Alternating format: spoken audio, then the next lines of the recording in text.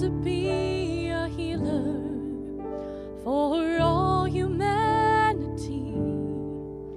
I am called to be a dreamer, believe in what can be.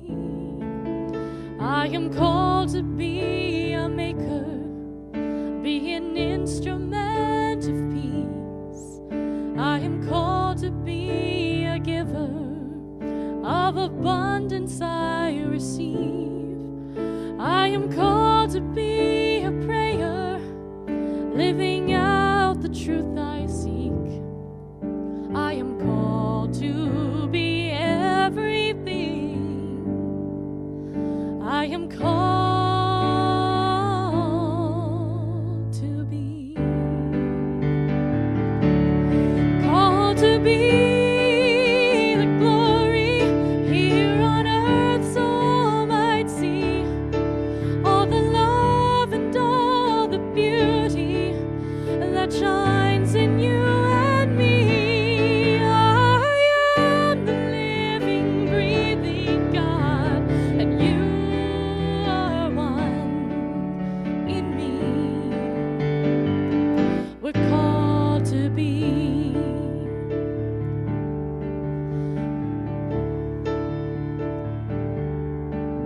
You are called to be a mother, to nurture family. You are called to be a brother, be strength in times of need. You are called to be a neighbor, see a friend in all you meet. You are called to be a leader, to build community. You are called to be a prayer, living out the truth you seek. You are called to be everything. You are called to be. Called to be the glory here on earth, so all might see all the love and all the beauty that shines in you and me. You are the living, breathing God, and you are one in me. We're called to be.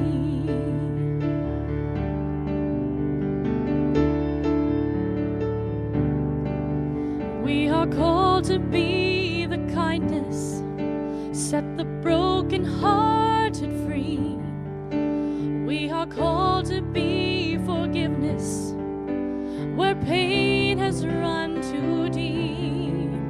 We are called to be compassion, be the wind beneath each wing. We are called to make communion, only then can we succeed. We are called to be a prayer, living out the truth you seek. We are called to be everything. We are called to be. Called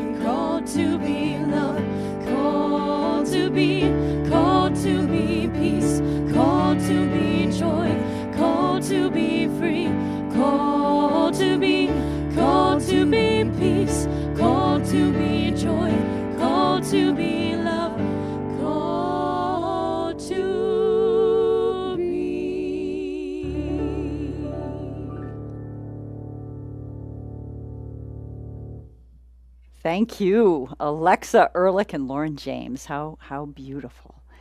Hello, everyone, and welcome to Center for Spiritual Living Rogue Valley. I'm Kimberly Hawkins, Spiritual Director, and we are, as always, delighted that you've decided to join us for our Sunday celebration. We are a progressive, inclusive spiritual community, and we welcome you no matter where you happen to be on your own personal spiritual journey.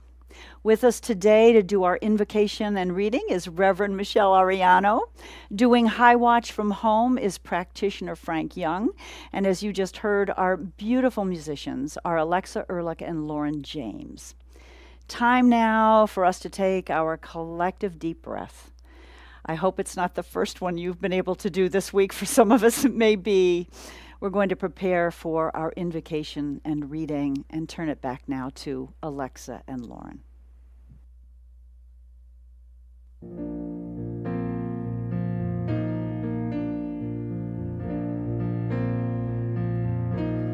The touch of your hand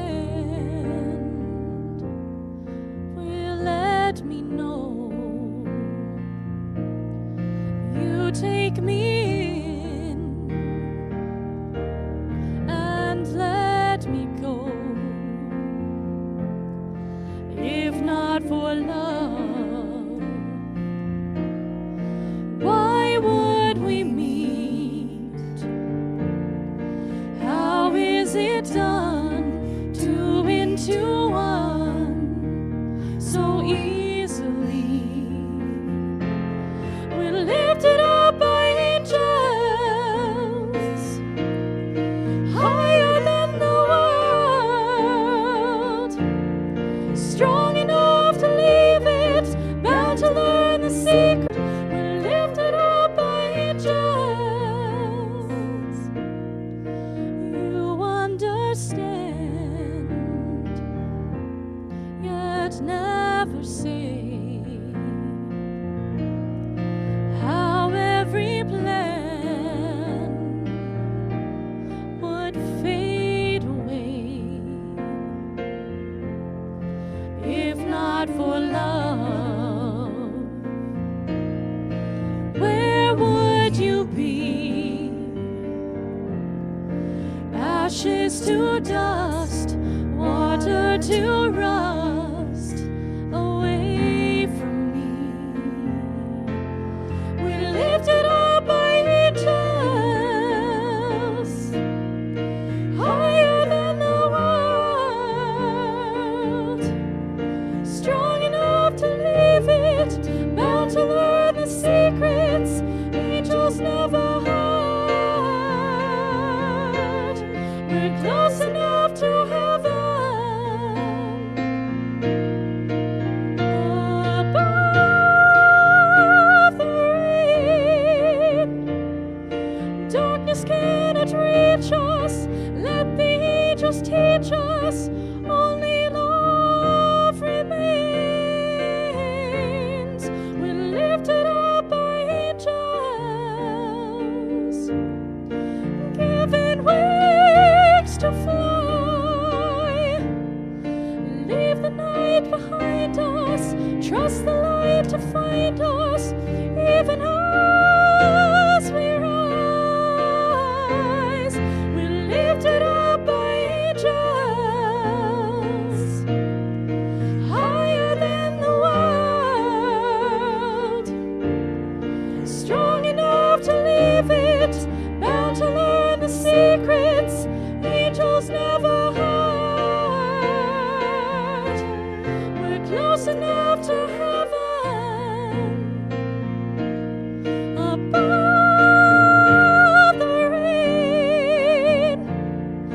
Darkness cannot reach us, let the angels teach us, only love remains. We're lifted up by angels. Oh, lifted up by angels. We're lifted up.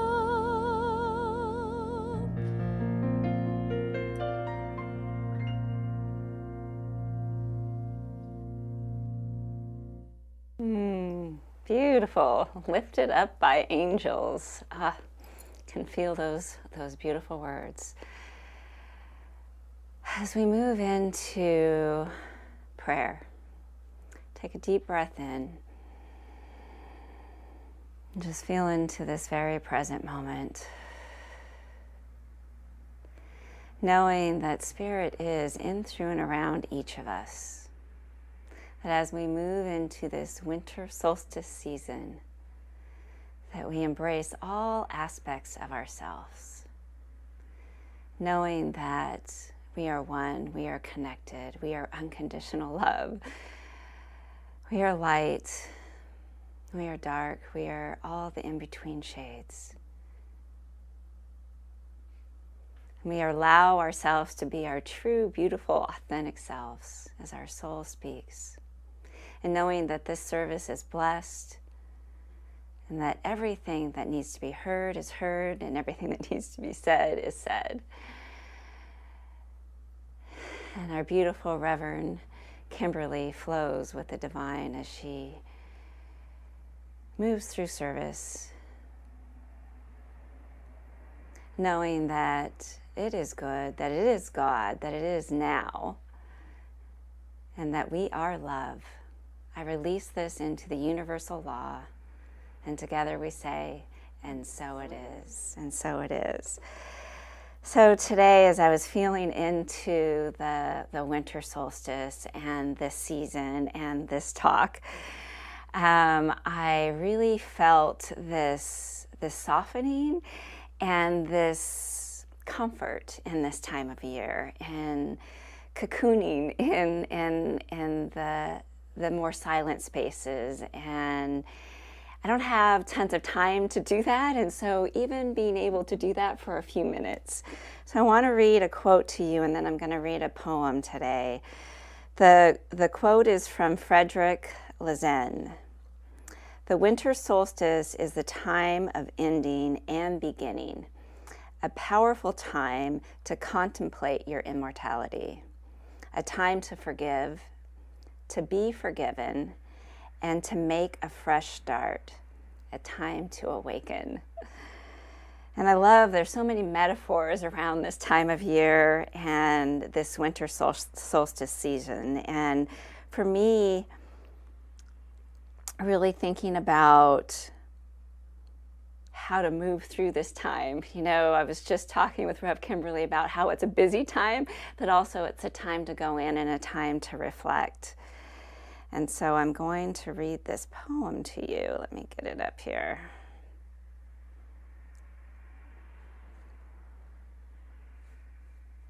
Okay, so this poem is from John Rodell, and he's speaking to God. And so as I read it, you can think of either John speaking to God, or you can make it personal and think about yourself speaking to God. All right, here we go. Me. Hey, God. God. Hey, John. Me. I'm about to break. God.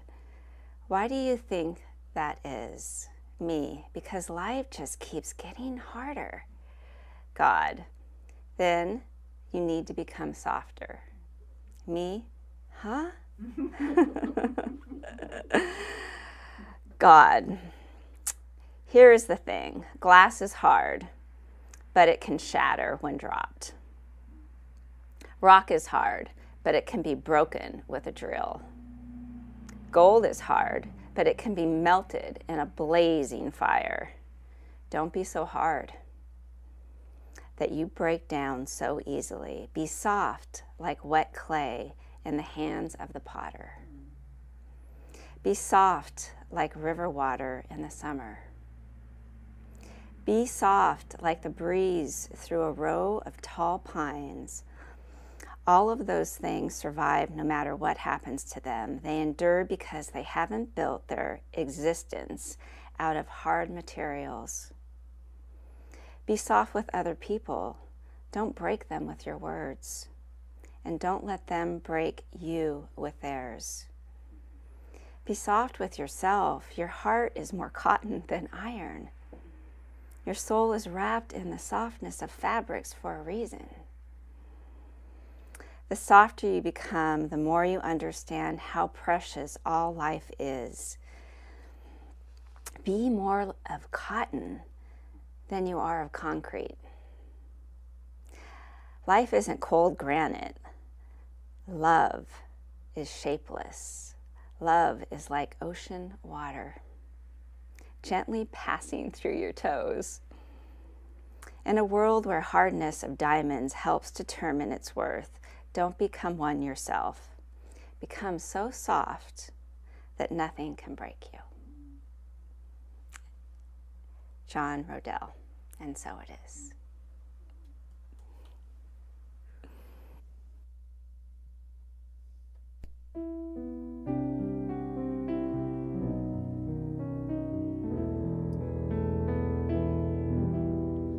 What child is this who laid to rest on Mary's lap is sleeping,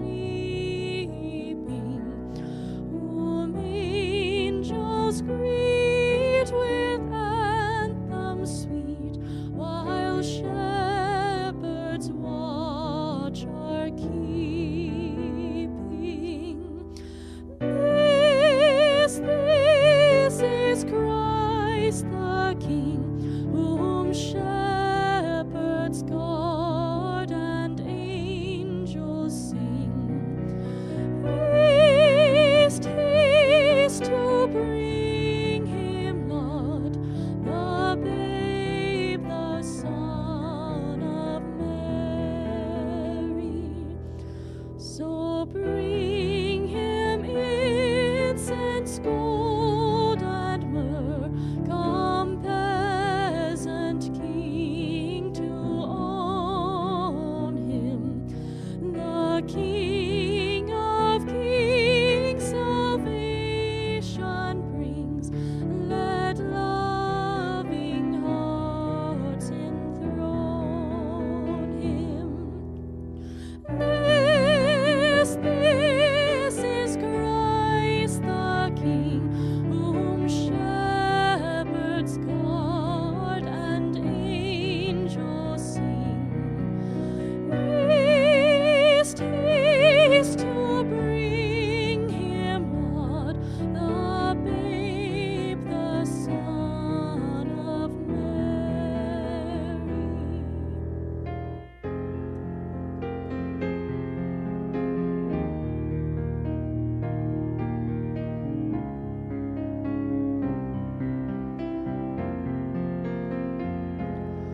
What child is this who laid to rest on Mary's lap is sleeping, whom angels greet with anthems sweet, while shepherds watch are keeping?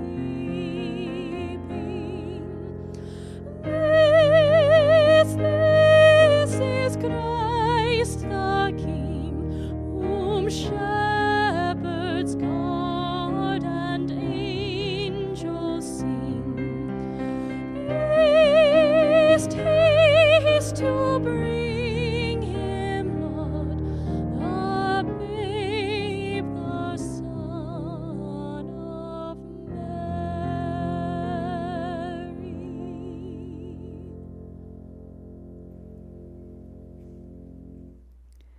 Alexa Ehrlich and Lauren James. I want you to know that they both had performances last night. I saw Alexa in the repertory group of singers at SOU last night in the most magical, magical concert. It was awesome. She has another one this afternoon. Unfortunately, it's sold out. And Lauren had her second performance of an original show she co-wrote with a friend called With Every Christmas Card I Write. I had the privilege of seeing that earlier this month. So two beautiful, gifted musicians. We are blessed to have you both. Thank you, thank you, thank you. Trying to adjust my mic here. It's falling off. Let's see. Let me try putting it here on the bench. This time of year, Rev Michelle alluded to it. I love it. I feel like it is perhaps the most fertile time of year. not fertile like the flowering and blossoming and beautiful bounty of spring and summer, not fertile like the harvest of the fall, but fertile in its own right as nature tends to go to sleep, seeds lay dormant, animals hibernate, because this churning is happening, this preparation is happening, this new life is preparing to be born.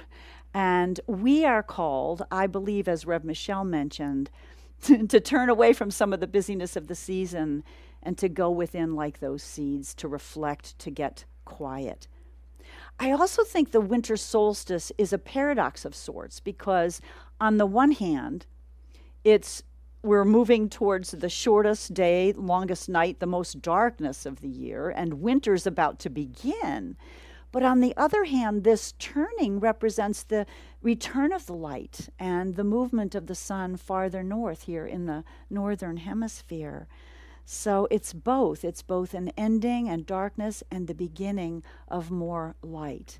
And certainly when we celebrate the birth of Jesus, we're celebrating that light, not only in his birth, but the light that exists for each of us, and perhaps welcoming a rebirth of the light and the recognition of the light in ourselves and in each other. You know, last week we had some technical difficulties and we went offline for a while and missed a portion of the talk. So I'm going to recap just a tad. We are using a book of the month this month by Father Richard Rohr. It is called The Wisdom Pattern. And he talks about how in Western philosophy, we tend to think of progress as linear, straightforward, uninterrupted movement. And he says that's nonsense. That is not the way nature works. That is not the way the universe works. That really there's a pattern which involves an order being established, a disorder happening, chaos, and then a reorder emerging out of that.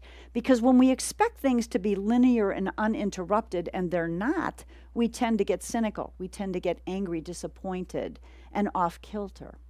When we can learn to accept the order, disorder, reorder pattern, we have faith and we know that something's emerging. Much like when the caterpillar goes into the chrysalis and turns to goo, out of that goo, of course, emerges the butterfly.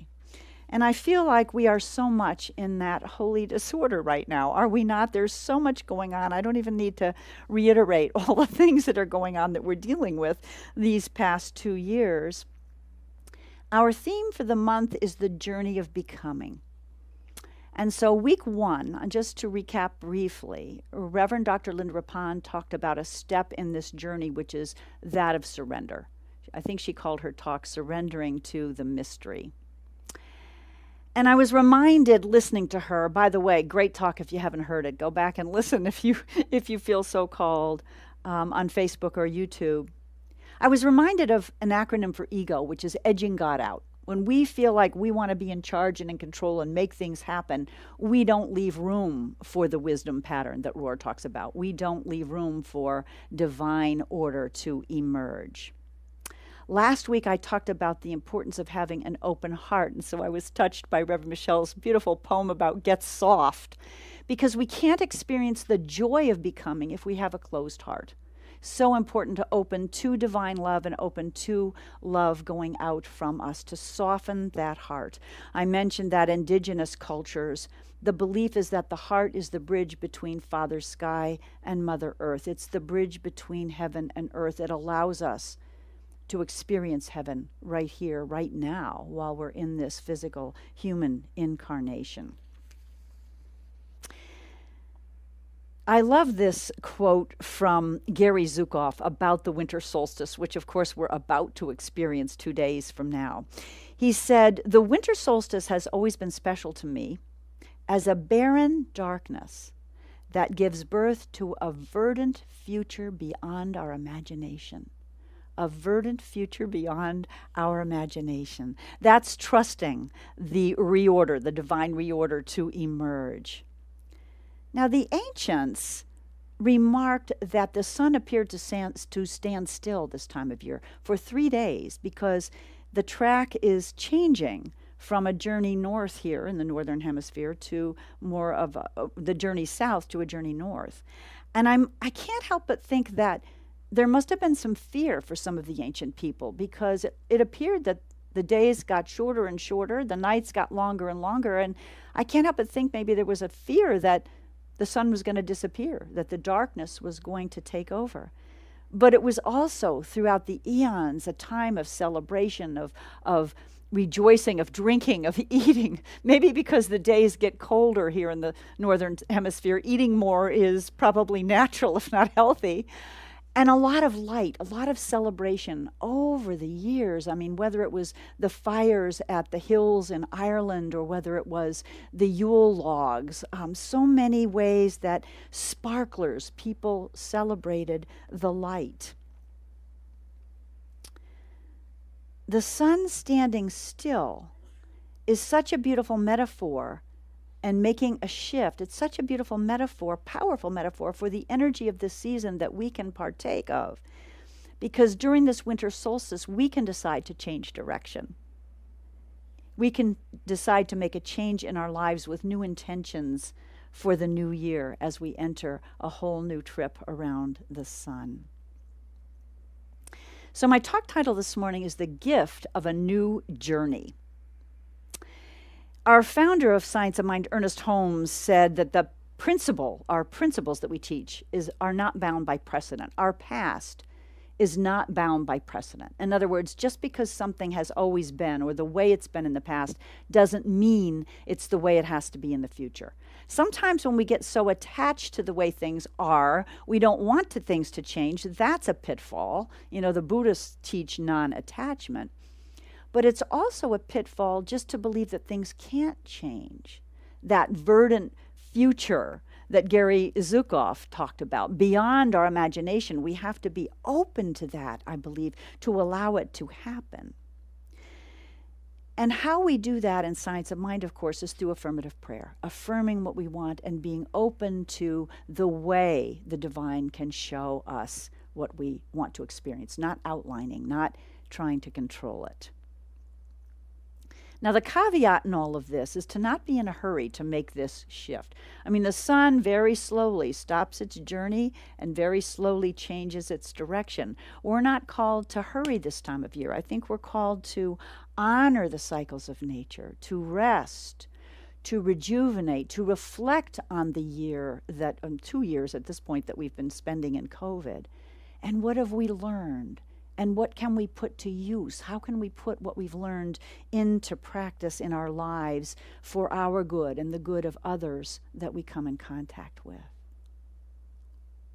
I also think, as I mentioned, that this time of year is a reminder of our inner light, to honor that, to go within. Many deities are thought to have been born this time of year. Not only Jesus, but the Persian god Mithra has a birthday celebration about this time. And many cultures celebrated. The Romans celebrated their sun god this time of year. And also Saturnalia was a holiday the Romans celebrated this time of year, who was the god of sowing seeds. How appropriate, right? Seeds that are being sown now that aren't sprouted yet, but will when the new year emerges. So I have 3 ways that I'm going to recommend we spend this time. Of course, winter solstice arrives Tuesday, 3 days from now, 8:59 a.m. in the Pacific time zone. So let's do the following as we prepare for this turning, if you will. Number 1, it's important to cultivate a beginner's mind. The Buddhists call this Shoshin. One Zen master said, we must keep this don't know mind, an open mind, a clear mind. And so as we approach this new year, engaging this beginner's mind allows us to envision that verdant future beyond our imagination that Zukav talked about. There's a lovely little story. Years ago, there was a Zen master, wise master. People came from near and far to seek his wisdom, his advice, to be taught the practices of Zen. And one day, a very powerful man arrived at the monastery and asked, could the master teach him the ways of Zen, teach him about enlightenment. And the way he asked was almost more like a demand than a request. He was used to getting his own way, used to being in charge and in command. Now, the Zen master very rarely turned anyone away, so he smiled at the wealthy man, invited him in, and suggested that they talk over a cup of tea. So when the tea was served, the master began to pour a cup for the visitor. But he poured, and he kept pouring, and he kept pouring, till the tea started to spill out over the rim of the cup, onto the table, and eventually onto the garments of the wealthy visitor. So finally, in exasperation, the visitor cried out, "Stop! Can't you see the tea is spilling all over the place? The teacup is full."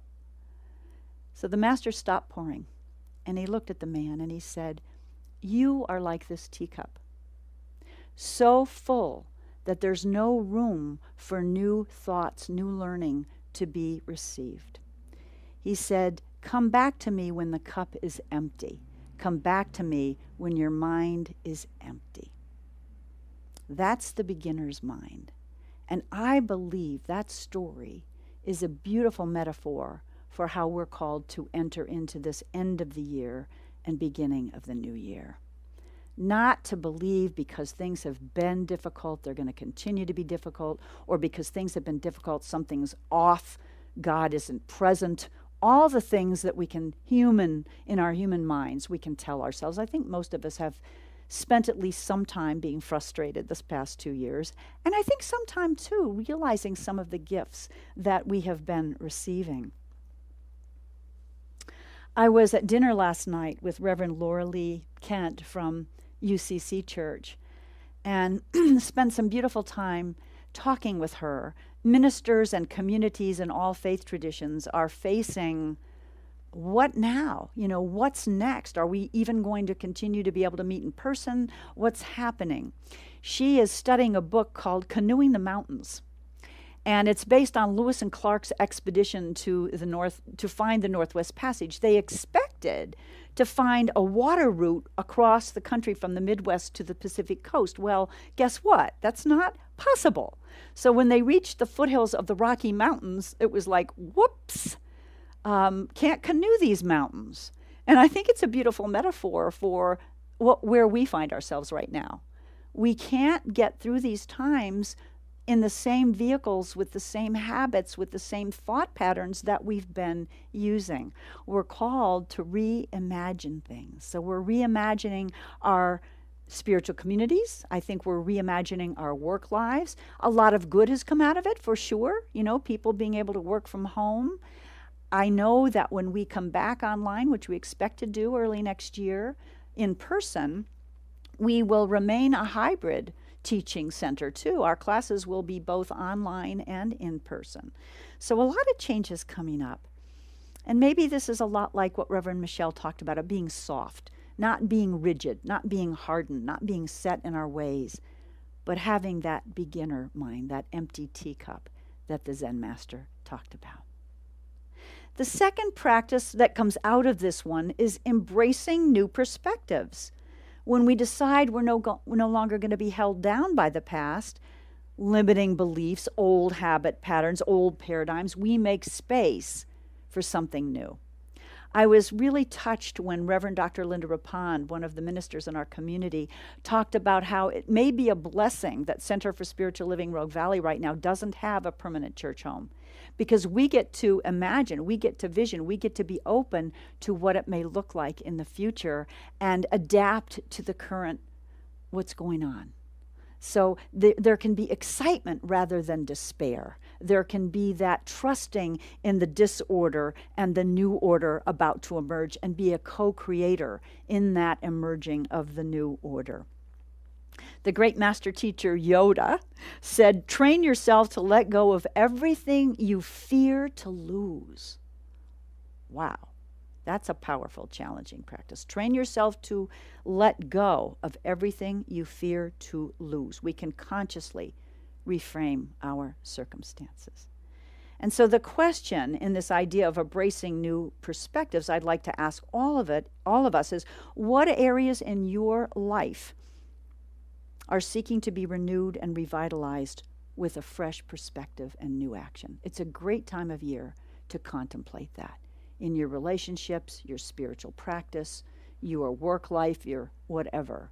What areas are you being called to have a new thought, a new practice?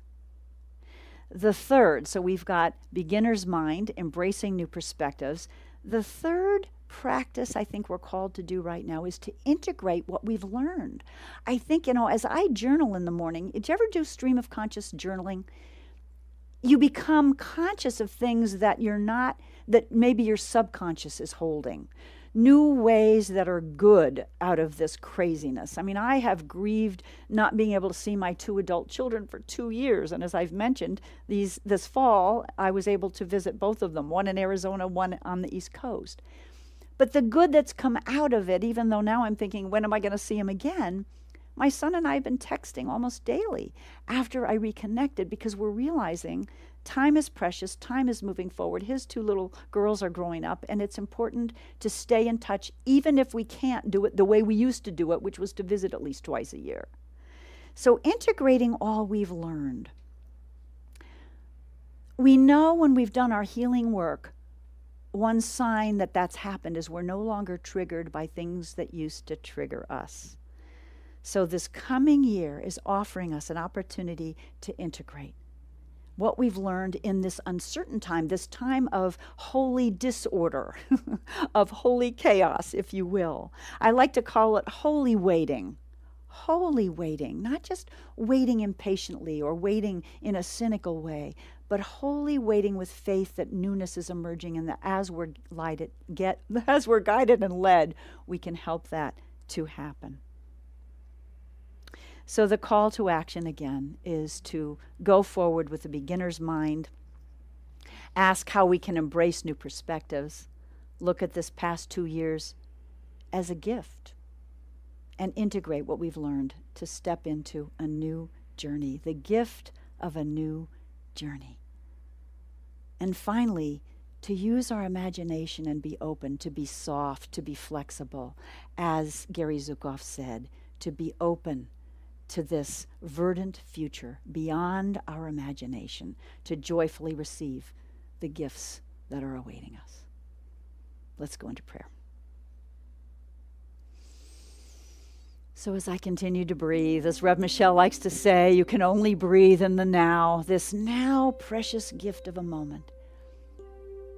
I'm aware of this divine order that may look messy at times and may look orderly at other times, knowing that this infinite presence of love, of order, of peace, of integration, of movement is always present, always right where we are, in our breath, around us, through us, in everyone we meet. We cannot be separate from the goodness that the divine is. We cannot be separate from this wisdom pattern if we can trust it, to know that disorder eventually reforms itself into order. And so in this beautiful, beautiful, quiet time of winter solstice, as we approach Christmas and the holidays that happen at the end of the year, we take time to go within, to reflect on this past year, to take in the lessons, to be grateful for what we've received, to be open and soft to new possibilities, knowing that we don't have to figure it out right now. If we can wait patiently, if we can have that stance of holy waiting, we'll be guided, we'll be led together into a verdant future beyond our imagination. So in gratitude for this beautiful, peaceful, fertile time of winter, of solstice, I release this word into the law, knowing that as all prayers, it's heard and it's answered, and we say together, and so it is. Amen.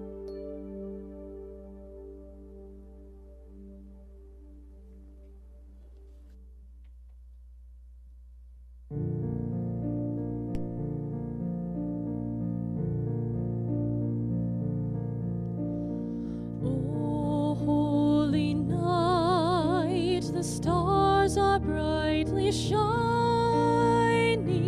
It is the night of our dear Savior. his birth. Long lay the world in sin and error pining, till he appeared and the soul felt its worth. A thrill of hope, the weary world rejoices, for yonder breaks a new and glorious morn. Fall on your knees, oh, hear the angel voices, oh, night divine, oh, night when Christ was born, oh, night divine,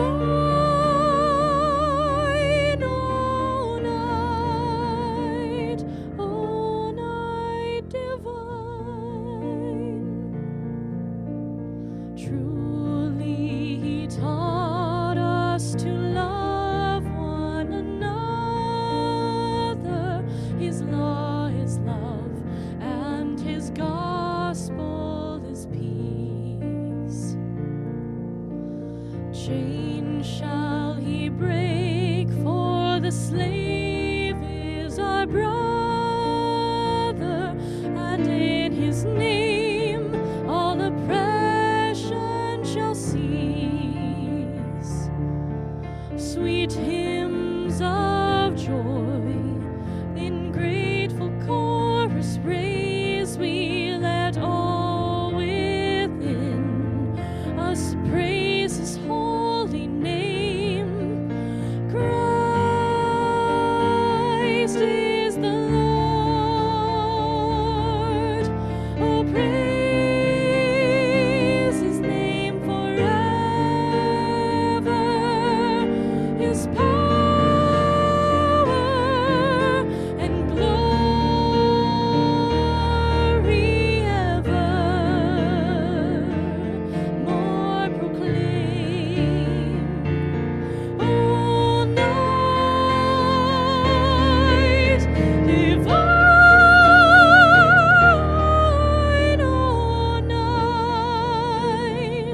oh, night divine.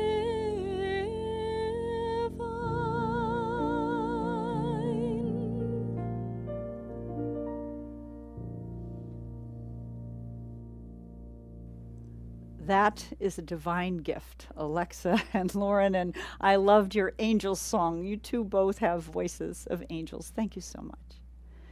It's time in our service now where we turn our attention to the spiritual practice of sacred giving. So once again, I want to thank everyone who's continued to support us during these interesting last 2 years. Let's say our giving affirmation together as we prepare to share our gifts. Graciously I give from a place of love, knowing that as I give, so do I richly receive. That's the way the law of giving and receiving works. There are several ways to make a donation to us on our website, www.cslroguevalley.org. There's a donate button. You can use Facebook to donate or mail a check the old-fashioned way to CSLRV, P.O. Box 1458, Medford, Oregon, 97501. On another note, for community members, we sent out emails this month reminding you, thanking you, first of all, for the money that you've donated, and reminding you that it's time, if you are so called, to renew your pledge for 2022. So if you haven't answered that letter, we would really appreciate a reply, and hopefully a renewal or a changing of your pledge for next year so that we can budget faithfully and be in good stewardship. Quite a few announcements, so let me get through them quickly. After service today, we have our monthly community connection call on Zoom.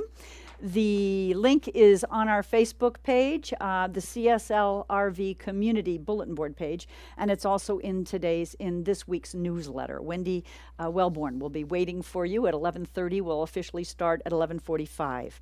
We had planned a caroling event in Ashland for 5 o'clock this afternoon. That event has been canceled. So for several reasons, there wasn't a lot of sign-ups, interest. I think it's a busy time of year for everyone. And our board member, Kathy Green, who was the instigator and leader of that, is getting over a cold. So no caroling this afternoon.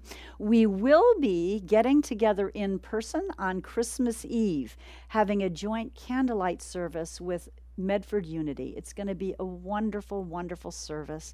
I invite you all to come, but please RSVP to our admin person, Vivian, at cslroguevalley@gmail.com if you intend to come, because space is limited. We want to make sure we have room for everybody, and also we'll use that as a contact tracing. Let's wear your mask, but that will be an awesome, awesome opportunity to get together.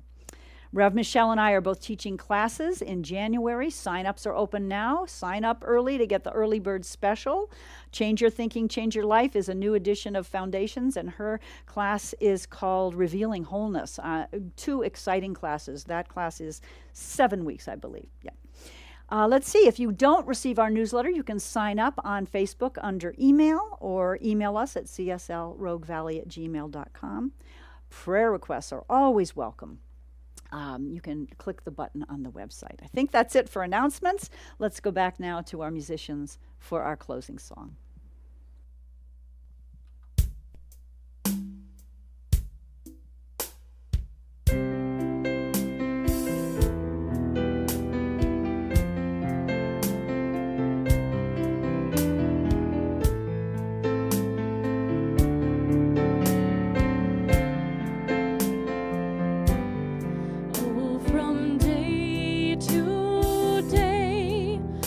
So hard for me to say if the road that I'm on now will lead me right. But year to year it becomes a bit more clear. Seems like I am getting closer to the light. And when my so that I bend under the weight, and it seems like I'm surrounded by the night. Oh well, I don't mind traveling along this darkened road if I'm traveling closer to the light.